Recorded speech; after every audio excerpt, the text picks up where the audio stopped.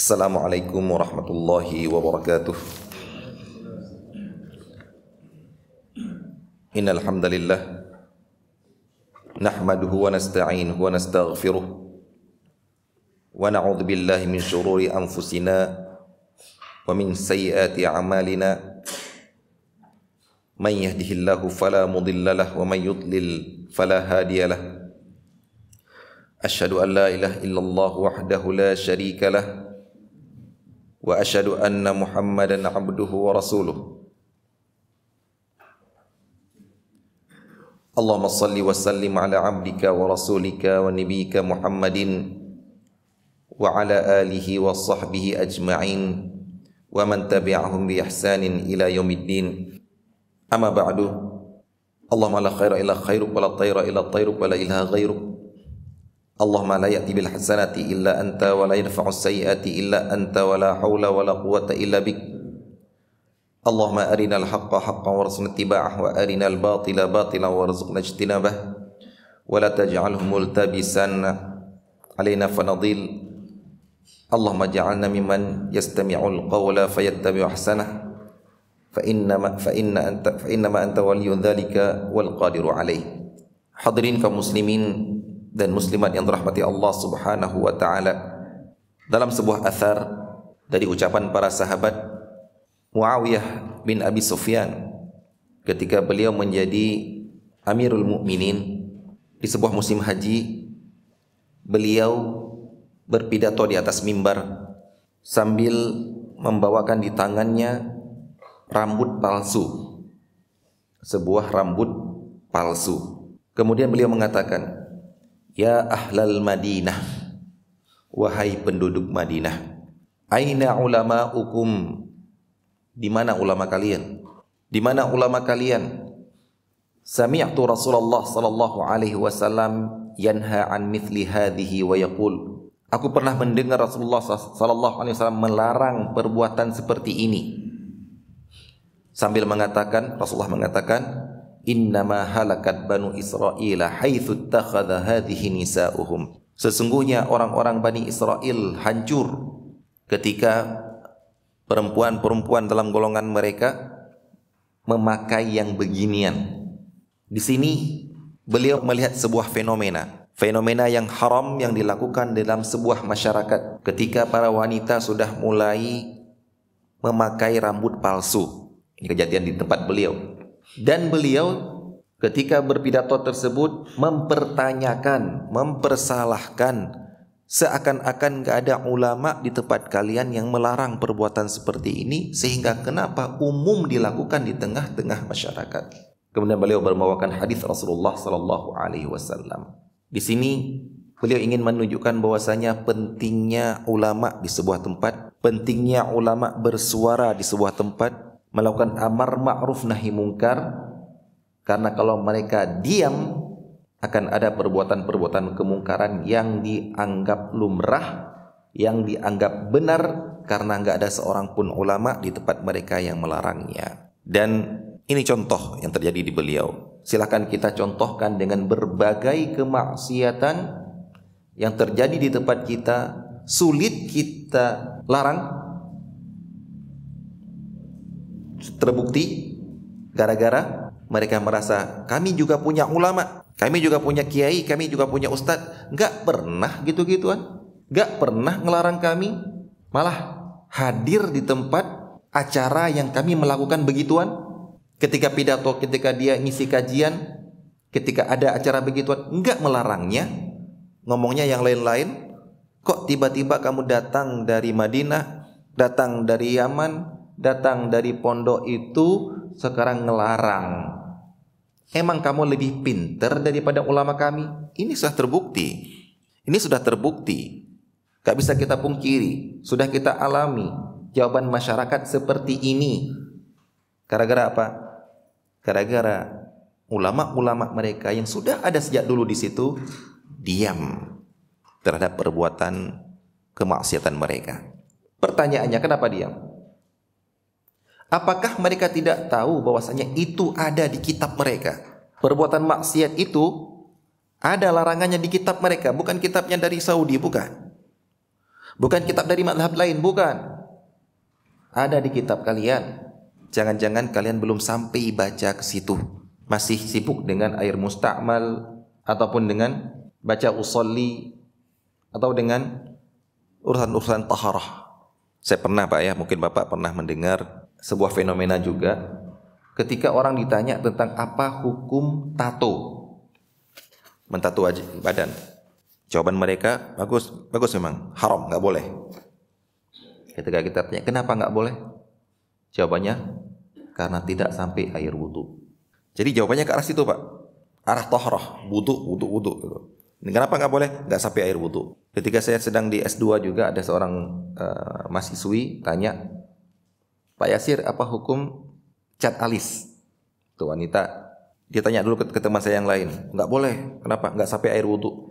Dalam hati saya, kok masih ada jawaban model seperti ini ya? Dari dulu saya dengar seperti ini. Saya bilang nggak boleh. Kenapa? Taghyir khalqillah. Ada larangan untuk mentato. Ada larangan untuk menyambung rambut. Ada larangan untuk mengerok alis. Ada larangan untuk mengikir gigi. Disimpulkan oleh yang meriwayatkan hadis ini, yaitu larangan. Dalam hadis ini kemudian disimpulkan di akhir, larangan al-mughayyirati li khalqillah. Inilah orang-orang yang mengubah ciptaan Allah. Enggak ada hubungannya dengan wudu. Enggak ada hubungannya dengan wudu. Tapi mereka jawabnya wudu enggak boleh karena enggak wudu, enggak ada wudu. Ini menunjukkan mereka kajian mereka cuma itu tak. Enggak sampai ke situ. Enggak sampai ke kajian hadis menyerahkan tentang hukum tato itu enggak boleh karena itu mengubah ciptaan Allah. Karena tato itu tintanya di mana? Bukan di atas. Tinta itu sudah di dalam kulit. Jadi di atas tidak terhalangi. Dia masuk air, kena air. Tapi tetap dilarang gara-gara mengubah ciptaan Allah subhanahu wa ta'ala. Nah kita tanyakan, apa enggak pernah sampai kajian kita kalian ke dalam permasalahan seperti ini? Itu ada di kitab kalian. Ini bukan ilmu baru yang kami bawa dari Madinah. Bukan ilmu baru yang kami bawa dari Yaman. Itu sudah ada di kitab kalian. Atau kalian sebenarnya tahu? Kalian sebenarnya tahu itu ada larangan di kitab-kitab kalian. Kitab mazhab kalian itu ada larangannya. Cuma kalian tidak menyampaikan kepada masyarakat, mendiamkan perbuatan mereka dengan alasan nanti dakwah kami tidak akan diterima di tengah masyarakat. Biarlah anak-anak muda tetap bermusik. Biarlah para wanita tetap mengubah ciptaan Allah dalam wajah mereka. Yang penting mereka mau ngaji, yang penting mereka mau sehingga kami bisa tetap ngisi kajian. Waktu kita dengar kajiannya isinya ya lucu-lucuan. Ini ada juga seperti ini. Sehingga ketika kita mau ngelarang, oh jangan. Nanti orang kita nggak akan ngundang kita lagi dan lain sebagainya. Ini sebuah fenomena yang didapatkan oleh teman ana pribadi yang satu angkatan dengan ana di Madinah. Dia cerita, dulu dia ngaji sama kiai dia di pondok pesantren, ngaji kitab fikih Syafi'iyah tentang hukum jual beli. Disitulah dia mendapatkan ucapan ulama Syafi'iyah tentang sebuah syarat jual beli, yaitu barang yang diperjualbelikan adalah barang yang mubah penggunaannya, mubah. Kemudian mereka mencontohkan yang haram penggunaannya tidak boleh dijual belikan. Contohnya alat musik. Jelas-jelas dikatakan di situ. Dan kiainya mengatakan kita tidak pedulikan dengan masyarakat. Masyarakat itu racun. Gara-gara kalau kita ngikutin mereka kita akan gini-gini. Disebutkan gitu. Baik. Kemudian dia ketika dia terima di Madinah, teman anak terima di Madinah, pertama keterima di Libya dulu, kemudian dia ke Madinah, mungkin sudah 3 tahun nggak kembali pondok. Begitu kembali ke pondok, pondoknya sudah mengadakan drum band. Nah, dia karena dekat sama kiainya, datangin, sowan, ngomong baik-baik sambil mengatakan, Pak Kiai, dulu kan kita ngaji bahwasanya tentang alat musik gini. Dulu kita nggak ada di pondok kita drum band, kok sekarang ada? Apa jawabannya? Ya kalau nggak seperti ini, siapa yang mau daftar di sekolah kita? Tahu, tapi ada unsur lain yang mereka inginkan. Kemudian mereka mengatakan maslahat, ini, biar ini, mereka tahu. Apa hasilnya nanti pada generasi berikutnya? Mereka akan menduga, mengira ini boleh-boleh saja karena Pak Kiai membolehkan, sekolahnya mengadakan, sedangkan mereka tidak pernah mengaji sampai ke kitab itu, sampai ke bab itu. Dan inilah fenomena yang kita dapatkan ya ikhwah. Maka berbahagialah di antara kita yang terbuka bahwasannya menerima pemaparan tentang dalil, tentang bukti apa-apa yang diharamkan oleh Allah Subhanahu wa taala, baik itu bukti dari Al-Qur'an, Sunnah ataupun perkataan para ulama. Silakan antum sekalian membayangkan sendiri apa sikap antum ketika pertama sekali mendengar musik itu haram. Karena anak yakin kita semua ini hidup sejak kecil sampai remaja di tengah-tengah masyarakat yang meyakini musik gak apa-apa, boleh-boleh saja, nggak ada yang larang. Anak pribadi lulusan pondok pesantren ketika sanawiyah dulu di Aceh, itu di musolanya disetel lagu dangdut ketika hari Jumat untuk gotong royong. Itu menyemangati gotong royong lagu dangdut. Gak ada yang larang. Seluruh guru ustaz diam. Berarti yang kita pahami tidak mengapa. Para santri di kamar boleh membawa tip kecil, boleh nyetel habis asar ataupun ketika hari Jumat, ketika libur, boleh. Yang itu lagu slang, yang ini lagu ini, yang macam-macam lagu rock, yang suka lagu rock, yang suka lagu dangdut. Akhirnya yang tersimpulkan apa? Yang tersimpulkan bagi kita, ini yang Anda katakan, diamnya ulama bisa membuat masyarakat menganggap boleh. Dan kita nggak pernah mengkaji fikih sampai ke bab itu. Taharah toh yang kita utak-atik selama 3 tahun di sana. SMA, ya apalagi SMA ini pondok pesantren aja seperti itu ya. Anak kemudian SMA, keluar SMA, kemudian baru ketika di Jogja mendapatkan lingkungan teman-teman yang ngaji, baru Anda dengar musik haram. Kaget. Pertama sekali kaget. Dan teman-teman hanya membawakan dalil apa? Al-Quran dan As-Sunnah. Dan karena anak punya modal bisa baca kitab, anak baca sendiri. Kitab mazhab Syafi'i ternyata benar. Untuk apa anak bantah? Benar kok. Nah, ketika anak menyampaikan di Aceh, ketika anak keterima di Madinah, kemudian menyampaikan di Aceh, apa kata teman anak yang dulu waktu SMA dulu? Ini Yasir bilang musik haram nih, mau saya ajak debat ini.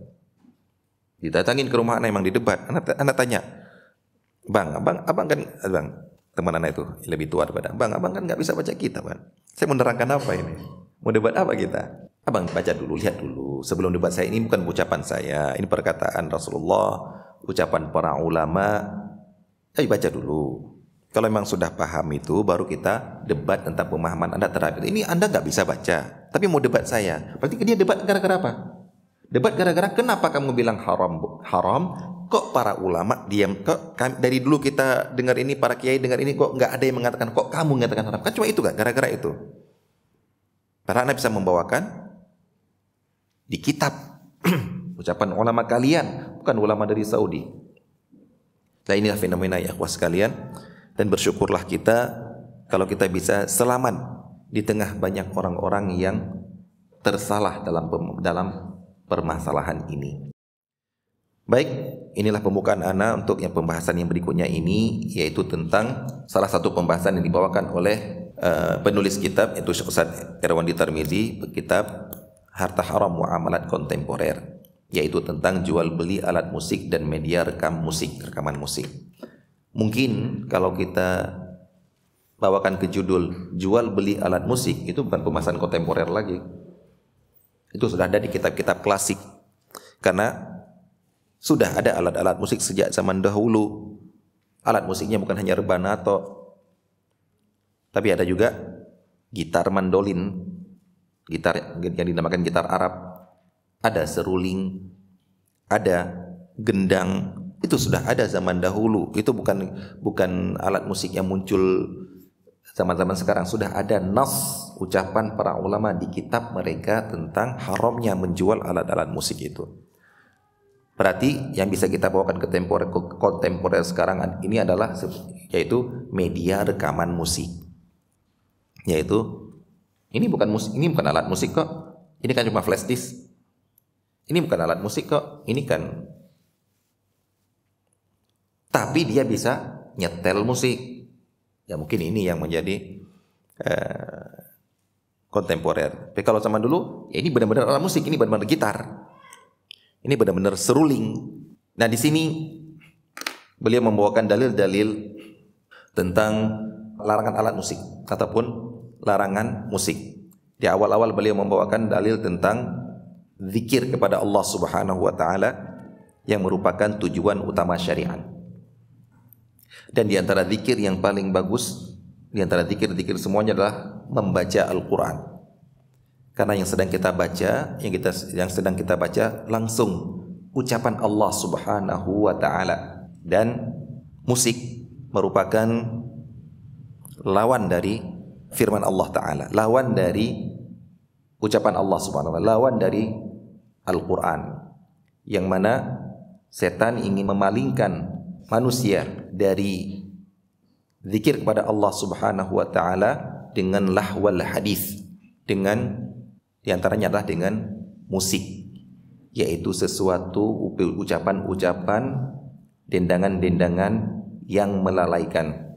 Inilah cara mereka, sehingga Ibnu Qayyim mengatakan tidak akan bersatu di dalam dada seorang hamba Allah antara Al-Quran dengan musik, karena kedua-duanya ini saling bertabrakan, bertolak belakang. Kalau memang dia penghafal Quran ataupun orang mahir dengan Al-Quran, dia akan menolak musik. Sebaliknya, kalau memang dia orang yang suka musik, dia akan menolak dalam hatinya Al-Quran. Jadi kalau ada yang bilang, tapi bisa kok Ustaz itu hafal Quran gini tapi dia musik, itu kan zahirnya kita. Tapi dalam hati dia sudah, itu pasti tidak, pasti akan saling tabrakan gitu. Tauhid dengan syirik akan bergabung Tauhid dengan syirik tidak akan bergabung di dalam hati seseorang. Tapi ada kok Ustaz itu, ada kok Ustaz orang itu kadang-kadang dia bertauhid kepada Allah, minta sama Allah secara, kadang-kadang dia minta lewat wali ini, lewat kuburan ini, lewat ini. Berarti dia menggabungkan di dalam hati dia antara syirik dengan tauhid. Pasti kalah salah satunya. Dan yang kalah pasti syirik atau tauhid. Karena tauhid tidak dinamakan tauhid kalau bercampur dengan kesyirikan. Dari hadis Rasulullah sallallahu alaihi wasallam disebutkan, la yakunanna min ummati aqwamun, akan datang suatu masa sekelompok umatku yang akan menghalalkan perzinaan. Sudah ada? Kalau yang berzina banyak, sudah sejak zaman dulu. Di zaman Rasulullah juga ada orang berzina. Di zaman Rasulullah juga ada orang yang dirajam. Tapi enggak ada yang menghalalkan zina. Rasulullah SAW mengatakan, layakuna akan datang. Berarti belum ada di zaman Rasulullah. Yang akan menghalalkan, mengatakan enggak apa-apa. Boleh-boleh saja. Selama suka, antara suka dengan suka sama suka. Sudah ada? Bisa antum buktikan ada tuh? Atau jangan ngomong ada tapi enggak tahu yang mengucapkannya itu. Bisa antum buktikan ada? Ada. Tesis loh Pak. Bukan tesis, disertasi loh Pak. Dibuat dalam bentuk disertasi.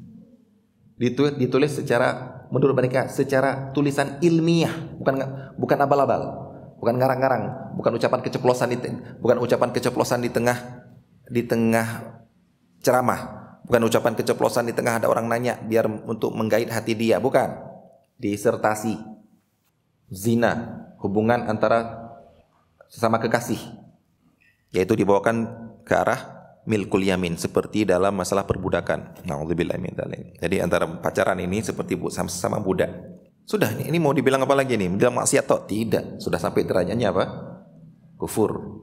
Karena menghalalkan sesuatu yang sudah ijma' para ulama dan kita ketahui secara ma'lumu minad din.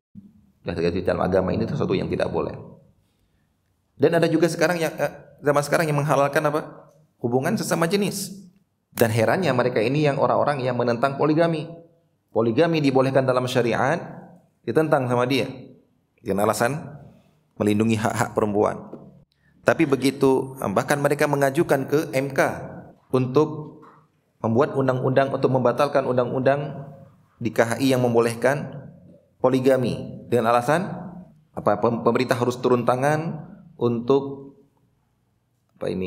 menzolimi perempuan dan lain sebagainya. Tapi kemudian mereka juga mengajukan, membolehkan, mengesahkan pernikahan sejenis. Kenapa? Karena mereka mengatakan negara tidak berhak ikut campur dalam masalah pribadi. Lihat bagaimana akal mereka bermain. Giliran poligami itu bukan urusan pribadi, itu harus pemerintah turun tangan untuk melarang. Tapi kalau pernikahan sejenis, pemerintah nggak boleh melarang karena ini urusan pribadi. Kemudian dalam pemaparan mereka, mungkin Bapak-bapak bisa melihat di YouTube itu hasil ucapan mereka di MK. Tapi alhamdulillah ada Allah Subhanahu wa taala menjadikan di antara hamba-hambanya orang-orang yang siap membela. Mungkin kalau kita atau ustaz-ustaz kita hanya bisa ngomong di tengah masyarakat, ada yang membela di tengah-tengah MK itu, menentang mereka. Kemudian anehnya mereka lagi ngomong tentang pengajuan melarang poligami, meminta agar pernikahan sejenis dibolehkan. Kemudian mereka menyelipkan yang melarang-melarang begituan, yang tidak suka seperti itu hanyalah golongan-golongan Wahabi.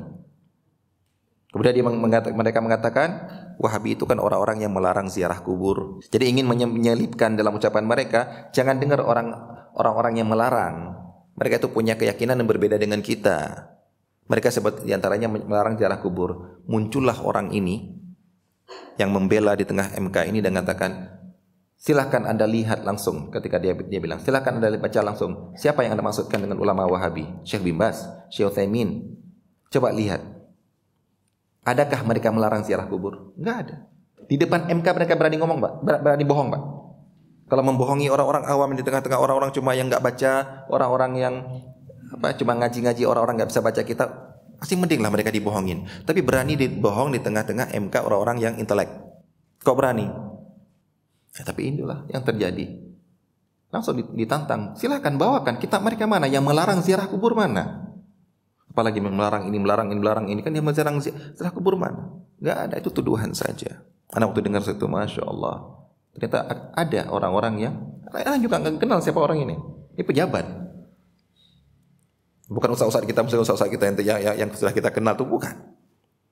Tapi insaf, adil, mengetahui kebenaran, menyampaikan di tengah-tengah orang-orang yang berani berbohong langsung di tengah-tengah MK itu. Silakan Anda cari itu. Yaitu kalau nggak salah judulnya itu pengajuan perubahan hukum di MK dan sebagainya, lupa, tentang menyuarakan kembali tentang hukum poligami di MK atau lupa saya itu. Saya cuma dapat videonya, potongannya saja. Jadi kalau kita bilang sudah ada yang menghalalkan nikah sejenis, sudah. Jelas-jelas mereka mengatakan halal, nggak apa-apa, itu hak asasi manusia. Na'udzubillah min dzalik. Apakah ini cuma maksiat saja? Tidak. Ini sudah sampai ke tingkat bisa keluar dari Islam karena menghalalkan sesuatu yang diharamkan oleh Allah SWT secara ijma'. Tidak ada perdebatan lagi. Bahkan fitrah manusia mengingkarinya. Kemudian wal harira, yang menghalalkan memakai sutra bagi laki-laki. Ini lebih akan lebih jelas-jelas banyak yang menghalalkan ini. Wal khamra, minuman keras. Juga ada yang mengatakan halal. Oh enggak Pak, itu yang haram itu kalau di Saudi, di negara Arab saja. Di negara-negara lain yang dingin ya. Itu boleh-boleh saja untuk menghangatkan tubuh. Orang seperti ini gampang kita jawabnya. Ini orang enggak pernah ke Saudi di musim dingin kayaknya. Jadi semua orang mengirakan Saudi negara padang pasir, negara panas. Anda juga sebelum ke Saudi seperti itu. Baru kemudian di sana, ada musim dingin di sini ternyata. Akhirnya Pak harus beli jaket, beli khuf, kaos kaki dari kulit, sarung tangan, masker. Nah ternyata juga Rasulullah tidak mengatakan pada sahabatnya, karena dingin ini kalian boleh minum minuman keras. Minuman keras itu hanya dilarang ketika panas saja. Enggak. Tapi mereka berani mengatakan seperti itu. Kemudian yang berikutnya, wal ma'azif. Akan ada orang-orang yang menghalalkan alat-alat musik. Kalau melakukan tok di sini itu udah banyak dari dulu. Tapi Rasulullah mengatakan nanti akan ada yang mengatakan halal, nggak apa-apa, nggak merasa berdosa. Bahkan ada yang merasa sedang beribadah dengan alat musik. Dalam hadis lain ancaman dari Rasulullah sallallahu alaihi wasallam, fi hadhil ummah khasfun wa maskhun wa qadhfun, akan terjadi bencana menimpa umatku berupa khasfun, bumi ditenggelamkan. Di kitab ini di buku ini dituliskan itu ya. Kalau bahasa kerennya apa ini? Shrink hole. Ya, shrink hole gitu ya. Tiba-tiba rumah amblas. Gak jelas apa di bawahnya, amblas, shrink hole gitu. Wa maskhun, wajah mereka diubah bentuknya. Wa qadhfun, dan mereka dihujani bebatuan. Ini azab seperti ini sudah ada di zaman sebelum kita. Dan akan ada di tengah-tengah umat ini. Apakah sudah terjadi? Di beberapa tempat sudah terjadi. Namun di sini ditunjukkan inilah akan banyak terjadi. Para sahabat bertanya, "Ya Rasulullah, wa mata dzalik?" Kapan itu kira-kira terjadi ya Rasulullah? "Idza dhaharatil qainat wal ma'azif wasyuribatil khumur." Bila bermunculan para biduan wanita dan alat-alat musik serta arak diminum. Minuman keras diminum secara terang-terangan. Ini dhahara, maksudnya apa? Terang-terangan. Kalau cuma ada orang sembunyi-sembunyi, ada orang di sana nampaknya aman-aman saja, tapi tersembunyi, itu dari dulu ada. Namun nanti kalau sudah muncul sehingga orang menganggap biasa, orang melakukannya biasa, bahkan dilatih untuk seperti itu, bahkan senang anaknya melakukan hal seperti itu, maka akan muncul azab seperti ini. Nah, kalau antum bertanya, tapi kok sampai sekarang belum Ustaz? Tolong jangan bertanya seperti itu. Itu seperti berangan-angan itu datang. Dan ini sudah merupakan jawaban kaum-kaum Nabi yang terdahulu yang berani menantang. Nabinya mengancam kalau kamu melakukan seperti ini akan datang azab, maka malah mereka menantang, "Fa'tina bima ta'iduna." Coba datangkan apa yang kali kamu janjikan. Namun yang kita khawatirkan ini apa? Jangan sampai ketika itu terjadi kita termasuk orang yang dibinasakan model seperti itu.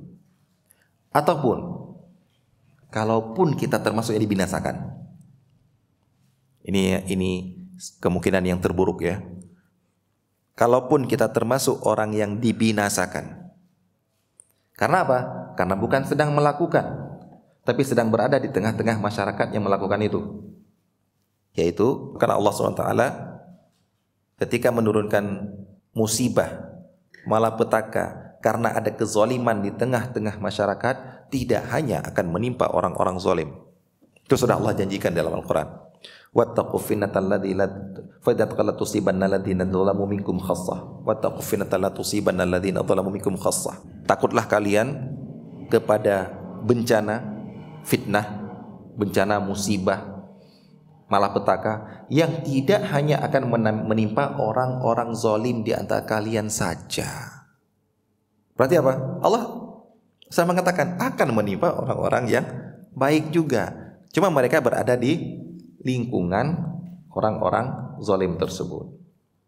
Mungkin kita nggak bisa hijrah, nggak seperti zaman dulu hijrah itu gampang. Pindah daerah itu gampang. Nah sekarang sudah terbatasi dengan negara, harus paspor, visa, ataupun masuk ke desa lain ya tanah sudah dimiliki oleh orang semua. Mungkin zaman dulu mau pindah, tanah kosong masih banyak, kita tinggal buka lahan. Akhirnya kita tetap di sini. Sedangkan di sekitar kita pada orang-orang yang apa yang kita lakukan? Jaga niat. Jaga niat.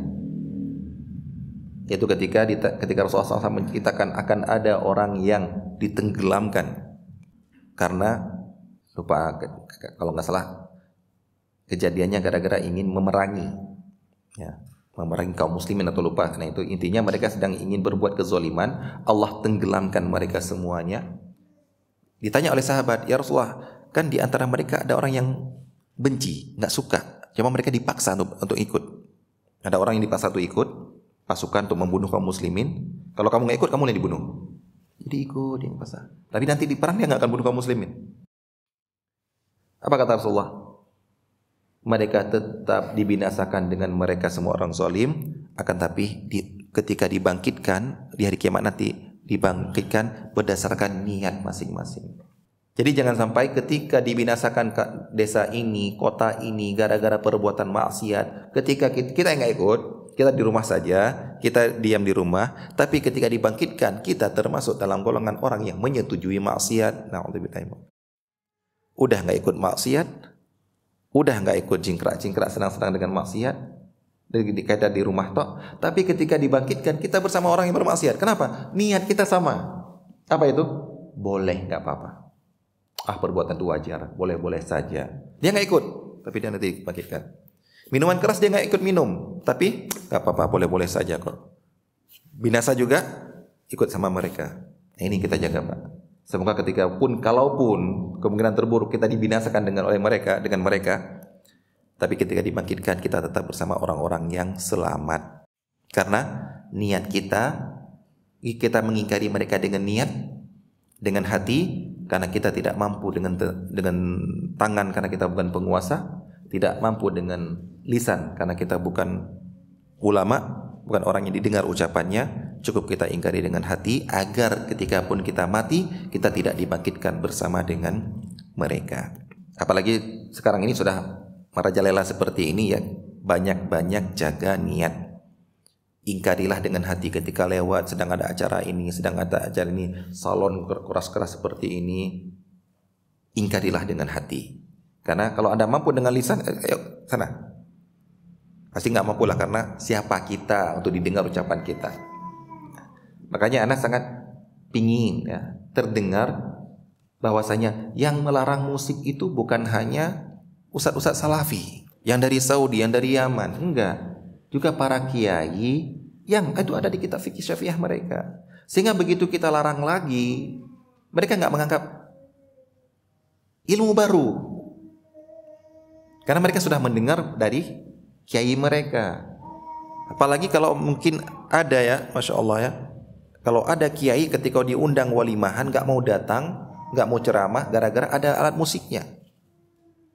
Itu ada dalam kitab fikih Syafi'iyah, yaitu tidak menghadiri walimahan yang ada maksiatnya.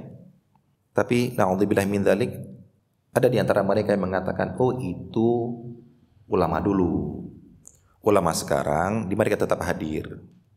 Jadi nggak boleh itu ya, di kitab memang nggak boleh. Tapi kita mengikuti ulama yang sekarang, kiai yang sekarang, yang tetap datang di acara walimahan yang ada musiknya. Nah, berarti akhirnya oh, itu boleh. Karena dengar langsung itu secara di media sosial. Oh gini tuh alasan mereka. Mereka tahu di kitab nggak boleh. Tapi kenapa bolehkan? Karena Pak Kiai kami melakukannya. Na'udzubillah. Mereka yang dengan berani mengatakan, oh kami punya sanad. Kami punya sanad keilmuan. Kalau kita tanya, ternyata sanadnya mentok di sini toh. Karena kalau sanad ke ilmu yang sampai ke Syafi'iyah nggak ada. Tapi itulah yang terjadi, fenomena yang semuanya adalah menurut ana sedang cari hati. Sedang mencari hati namun tidak menerangkan kebenaran. Gak apa-apa kita mencari hati orang biar mau mendengar, mau mendekat, tapi tetap menerangkan kebenaran walaupun resikonya kita ditinggalkan. Baik, kemudian di sini beliau atau penulis membawakan perkataan para ulama seperti Ibnu Qudamah, Ibnu Rajab, ini mazhab Hambali, Ibnu Nujaim, begitu juga Imam Nawawi, ini mazhab Syafi'i. Nah, jelas-jelas beliau mengatakan haram hukumnya bermain alat musik seperti gendang, gitar, seruling dan juga haram mendengarkannya. Asy-Syarbini, Ibnu Hajar Al-Haytami. Ini jadi bukan ilmu baru. Cuma kita baru mendengar gara-gara guru-guru kita, kiai-kiai kita, ustadz-ustadz kita dulu tidak pernah menyampaikannya. Nah, berapa belasan tahun anak ya, tapi ya 18 tahun lah di tengah-tengah masyarakat sebelum ke Jogja, sebelum ikut pengajian, tidak pernah mendengar ada yang mengatakan haram. Sehingga membuat kaget ketika ada yang mengatakan haram. Padahal kan tidak mengapa. Kita sampaikan apa adanya, diterima nggak diterima kan nggak masalah. Ini kenapa takut menyampaikan sesuatu yang lumrah dalam masyarakat hanya gara-gara nanti nggak diterima, nanti masyarakat nggak mau ngaji lagi, nanti. Ternyata Masya Allah, Allah tunjukkan bahwasanya, menerangkan bahwasanya ini haram, tetap akan ada orang yang menerima. Tetap pengajian juga tetap akan berjalan. Syariat kita sampaikan, biarlah Allah SWT yang memberikan hidayah kepada mereka, bukan ustaz yang memberikan hidayah kepada mereka. Baik, jadi berbahagialah ikhwas sekalian, Allah SWT membukakan telinga kita untuk mendengar hukum ini. Banyak orang yang tidak pernah mendengar, dan Allah membukakan hati kita untuk menerima hukum ini, karena banyak orang yang pernah mendengar tapi tidak mau menerima dengan hatinya. Kalau begitu, yang tadi adalah hukum alatnya, hukum memainkan alatnya. Ada sebagian yang mengatakan, ada di media sosial ini, menurut Anda bermain akal-akalan dalam memutarbalikkan kata, bermain retorika menurut Anda itu. Dia mengatakan gini, yang haram itu bukan alat musik, yang haram itu bermain musik. Haram itu nggak bisa kita tujukan pada benda, haram itu pada perbuatan. Gimana menurut pendapat antum seperti ini? Maka kita jawab, kalau yang haram itu perbuatan bukan alat, kenapa para ulama mengatakan menyuruh menghancurkannya? Kalau yang haram adalah meminum khamar, bukan khamarnya, kenapa Rasulullah menyuruh untuk membuangnya? Kalau yang haram adalah perbuatan, bukan bendanya, kenapa para ulama ada benda-benda disuruh untuk diharamkan menyimpannya? Ini ada. Ini menunjukkan orang yang mengucapkan ini tidak paham fikih, tidak paham agama sebenarnya. Cuma bermain retorika, gini. Bahkan ada ulama, kalau nggak salah ulama Syafi'iyah, ketika menyebutkan tentang menjual alat musik tidak boleh, bagaimana dengan menjual alat musik yang sudah rusak, yang sudah hancur, yang hanya bisa digunakan untuk kayu bakar? Anda dapatkan, walaupun Anda tidak merojihkan yang pendapat itu, ada yang mengatakan tetap haram. Kenapa? Karena pada asalnya ini benda-benda yang haram yang digunakan oleh orang-orang fasik. Jadi kalau kita biarkan ini Pak, boleh menjual kalau rusak, maka kita seperti membiarkan orang tetap bermain musik, kalau rusak baru jual. Jadi orang tetap menyimpan alat musik, kalau rusak baru boleh jual. Kalau yang belum rusak silahkan disimpan. Nah, ini dilarang. Jadi kalau benda-benda yang terlarang, yang haram, itu musnahkan di hadapan kita. Masih ingat ya, ada orang yang tobat dari rokok. Anda pernah dengar itu, tobat dari rokok, tapi rokoknya disimpan di rak itu. Rokok yang dulu disimpan di rak itu. Kalau ke walimahan, acara walimahan pagi-pagi rokok ngambil dia. Ngambil tapi nggak ngerokok, disimpan. Tiap hari ngelihat dia nggak tahan gitu. Alah balik lagi lah gitu. Jangan, kalau mau tobat total lah. Musnahkan barang-barang yang kita barang-barang perbuatan haram tersebut. Baik. Sekarang bagaimana dengan imbalan jasa upah dalam bermain musik?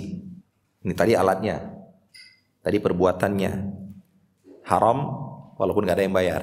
Sekarang dibayar atas perbuatan haram ini, bermain musik ini. Baik, beliau mengatakan yang tadi dikatakan bermain alat musik adalah haram, maka juga haram hukumnya memainkannya. Alat musik tadi haram, maka haram juga memainkannya serta menerima upah atas jasa bermain alat musik atau mendendangkan lirik lagu yang diiringi musik. Dikatakan di dalam kitab Al-Minhaji, menyewakan alat musik serta memainkannya seperti gendang, seruling, rebab dan sejenisnya haram memberikan upah imbalannya, dan juga haram mengambil upahnya. Karena transaksi ini termasuk memakan harta orang lain dengan cara yang batil. Kenapa? Karena itu sesuatu yang tidak boleh diambil upahnya. Dalam syariat dilarang ngambil upah, dilarang untuk menjual, tapi kamu tetap menjual, mendapatkan uangnya, berarti uang ini seperti memakan harta orang lain dengan batil. Karena tidak ada tukar-menukar yang sah di dalam perbuatan itu. Begitu juga tidak membolehkan memberikan imbalan jasa kepada para penyanyi. Hukum haram ini disepakati oleh ulama seluruh madhab, sebagaimana disebutkan dalam Ensiklopedia Fikih Islami. Ingat ya, seluruh madhab. Tapi coba lihat orang-orang yang membolehkan musik, begitu dalam hal ini mereka pindah madhab mereka. Mereka bilang, oh madhab Zahiriyah membolehkan. Oh ada ulama membolehkan. Maksudnya apa? Zahiriyah.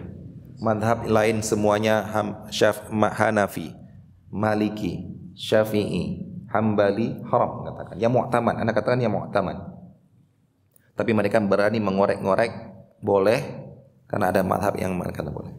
Kemudian tapi kalau kita berpendapat yang beda madhab, oh dilarang itu. Siapa kamu berbeda madhab, orang yang bermadhab dan lain sebagainya. Giliran mereka, intinya apa sebenarnya?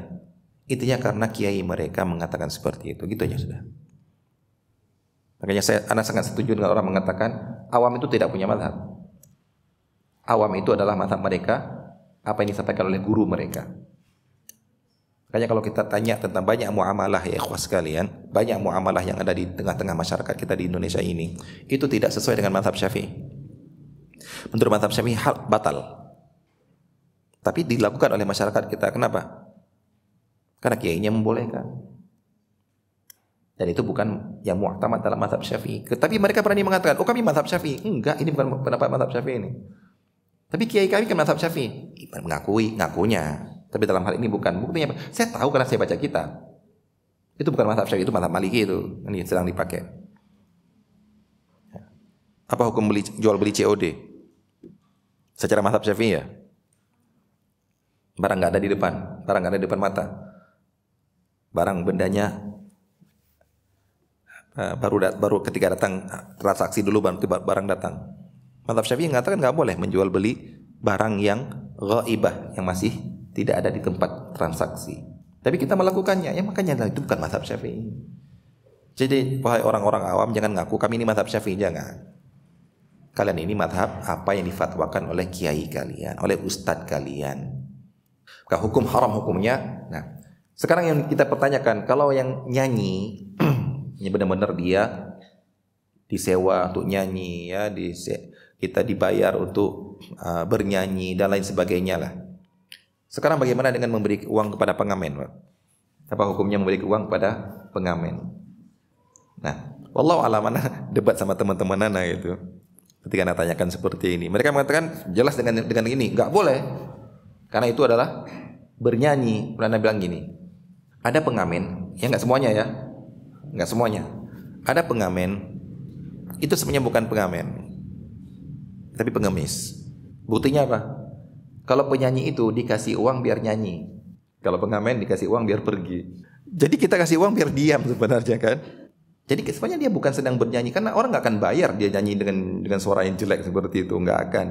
Cuma biar nampak ada usaha, dikicirik lah di depan kita, kicirik itu, biar nampak ada usaha. Wallahu alam, itu pandangan Anda, Pak. Wallahu alam pandangan. Dia bukan penyanyi sebenarnya, Pak. Ya, kalau Anda mengatakan nggak boleh juga gara-gara dia benar-benar nyanyi, ya tidak apa-apa, itu sudut pandang lain. Wallahu alam. Yang berikutnya beliau bahas di sini adalah upah kontrak profesi sebagai aktor ataupun aktris, yaitu dalam pembahasan seni peran. Ini sebenarnya pembahasan ini yang disebutkan hati-hati, kita sedang membahas sebuah hukum, tapi kenyataannya di masyarakat tidak seperti itu. Ada hal-hal seperti ini, Pak, ya. Kita bahas secara hukum boleh, tapi kalau kita praktek di tengah masyarakat nggak akan pernah ada yang model seperti itu. Di antaranya ini, Pak. Misal ya, seni peran, artis, aktor, bermain film. Kalaupun misalnya kita bilang boleh, kalaupun misalnya ya, nanti akan kita lihat sini, boleh. Tapi begitu kita pasang syaratnya tidak ada pelanggaran syariat di dalamnya, tidak ada membuka aurat di dalamnya, tidak ada menampilkan wanita di dalamnya. Selesai, seakan-akan kita bilang enggak boleh. Kenapa? Karena umumnya film religi pun pasti ada hal-hal yang melanggar syariat. Contohnya apa? Ya harus ada orang antagonis lah. Kan kalau film alurnya aman-amannya kan nggak seru, harus ada antagonis, ada adegan sedang mau berzina, kemudian dia tobat, ada itu kan. Tapi filmnya film religi, tapi ada adegan ini, adegan buka baju, adegan ini. Filmnya film religi. Terus kita bilang, oh nggak apa-apa, nggak bisa. Jadi ucapan kita nggak apa-apa sulit kita terapkan. Malah jangan-jangan yang diambil oleh orang enggak apa-apanya, syaratnya enggak dipegang. Nah, ini hati-hati. Ini yang dikatakan berfatwa harus melihat juga situasi dan kondisi yang dinamakan dengan waqi'. Jadi kalau memang kita lihat umumnya seperti ini, kalau tanya aktor boleh? Enggak boleh. Tapi kan dia berperan orang yang baik-baik itu enggak. Tapi kamu kan mendukung dalam sebuah film yang mengadakan adegan-adegan seperti ini. Nah, itu harus dipahami itu. Ya, jangan sembarangan kita. Kalau kita fatwakan boleh seperti ungkapan dalam syair Arab ya, dalam syair Arab. Ana lupa dalam syairnya kata-kata syair Arabnya lupa, yang intinya adalah dia diikat kemudian dilempar ke dalam laut, tapi dia mengatakan hati-hati jangan basah. Hati-hati jangan tenggelam. Ya. Kita mengatakan boleh berperan, boleh jadi artis gini, tapi jangan gini ya. Sudahlah, kalau kamu masuk ke situ pasti ke situ. Jadi bilang aja, Ustaz boleh nggak jadi artis saja bermain sinetron? Langsung bilang aja nggak boleh. Saya bilang sebenarnya bermain sinetron itu kan berperan. Peran itu kan ada dua pendapat. Gini. Sebenarnya boleh, tapi nggak boleh. Tapi yang kita bilang tapi ini nggak kan ada kenyataannya. Tapi nggak boleh kalau ada ini. Itu nggak ada kenyataannya itu. Jadi seperti kita bilang nggak boleh. Nah, ini harus kita pahami ini Pak ya. Nah di sini kemudian beliau membawakan tentang hukum bermain seni peran. Di sini beliau membawakan ada dua pendapat. Ini apabila tidak ada unsur-unsur yang tidak boleh, misalnya berperan menjadi nabi, itu sudah nggak boleh itu ya. Bukan hanya berperan jadi film, ngaku-ngaku berperan bermain-main dengan teman-teman aja nggak boleh. Berperan menjadi mengucapkan kata-kata orang kafir. Nah, ini hati-hati juga. Ada orang berperan jadi Abu Lahab, berperan jadi Abu Jahal. Baik, kemudian mengucapkan ucapan orang-orang yang hanya pantas diucapkan oleh orang kafir. Tapi kemudian ada orang berani mengatakan itu kan Ustaz sedang berperan memang Ustaz. Itu kan nggak serius. Itu kan nggak diyakini. Hati-hati. Kalau meyakini nggak mengucapkan pun kan jadi kafir. Yang dibahas itu adalah ucapan kekufuran. Dan bermain-main itu bukan alasan untuk dibolehkan. Karena tidak boleh menjadikan agama ini sebagai bahan main-main. Kadang-kadang orang kan cuma main-main. Nah, orang di media sosial itu menjadikan lucu-lucuan dalam gerakan sholat. Ketika kita larang, jangan terlalu ekstrim lah, jangan terlalu keras lah, kan cuma bercanda saja, kan cuma bermain-main, kan nggak serius. Ini pernah diucapkan seperti ini oleh orang munafik ketika mengatakan para sahabat ini orang-orang pengecut semua ini orang-orang yang rakus semua kalau lagi makan ini.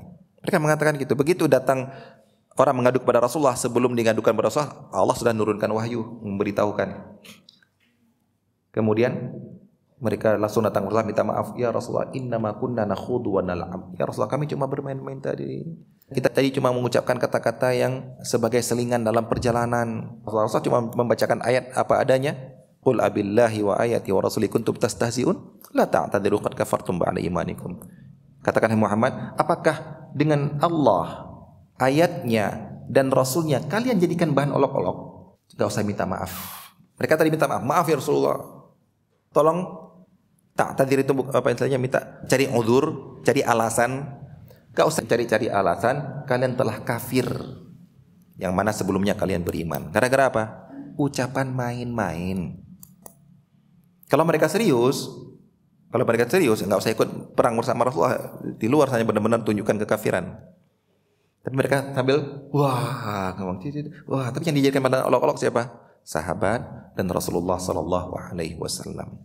Sekarang Masya Allah semuanya jadi bahan olok-olok. Gerakan salat jadi bahan olok-olok. Bahkan yang sangat miris ya. Anak-anak lihat di Aceh itu. Nggak tahu zaman sekarang, semoga sudah berubah. Zaman anak dulu itu ayat-ayat Al-Quran tafsirannya ataupun bacaannya itu jadi bahan olok-olok. Untuk apa? Di olok-olok di mana? Di ceramah. Karena ceramah Aceh itu biar mau diterima itu harus ada lucunya. Bahkan di masjid khutbah Idul Fitri, Idul Adha ada lucunya. Kenapa? Kalau nggak lucu ya nggak akan diterima. Dan cara bikin lucu apa? Ya diantaranya ayat Al-Quran dibaca nanti diartikan lucu, hahaha. Gerakan sholat dibikin lucu, hahaha.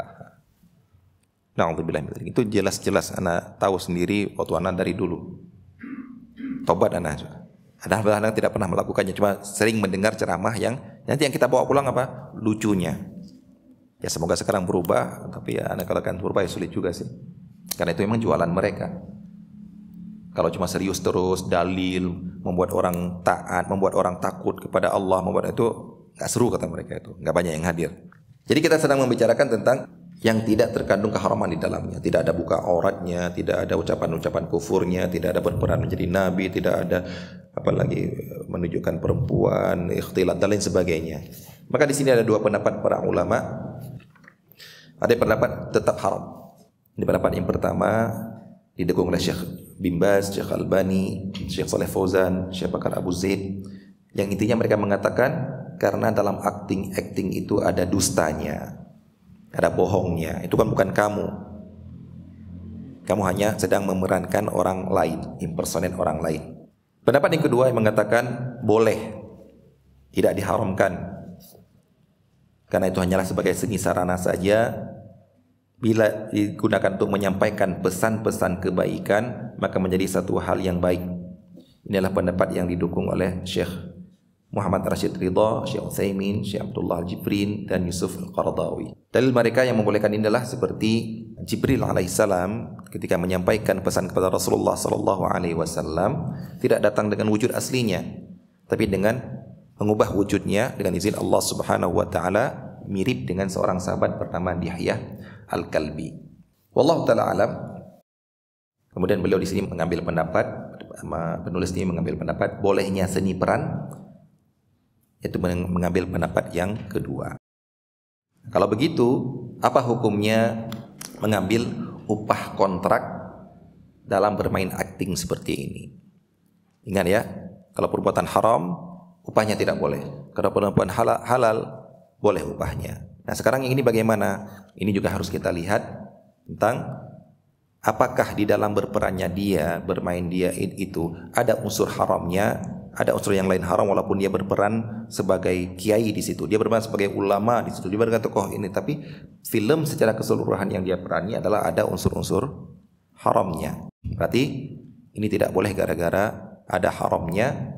Karena itu termasuk dengan ta'awun 'alal itsmi wal 'udwan, saling tolong menolong dalam perbuatan dosa dan permusuhan. Baik, ini dapat kita sampaikan, semoga dapat bermanfaat. Semoga Allah Subhanahu wa taala memberikan kepada kita istiqamah, kesabaran, bukan hanya sampai sekarang namun sampai akhir hayat kita. Semoga kita selamat di tengah banyaknya orang-orang yang tidak paham, orang-orang yang keliru, melakukan pelanggaran. Dan ini semua karena berkat rahmat Allah Subhanahu wa taala, bukan gara-gara usaha kita, bukan gara-gara usaha orang lain, murni karena hidayah dari Allah Subhanahu wa taala. Bagaimana Allah menunjukkan kita di tengah kesalahan yang terjadi ini dibandingkan orang-orang lain yang banyak tidak diberikan petunjuk oleh Allah Subhanahu wa taala. Marilah kita tularkan petunjuk kita ini kepada anak-anak kita, kepada cucu-cucu kita kalau kita masih sempat untuk melihat mereka.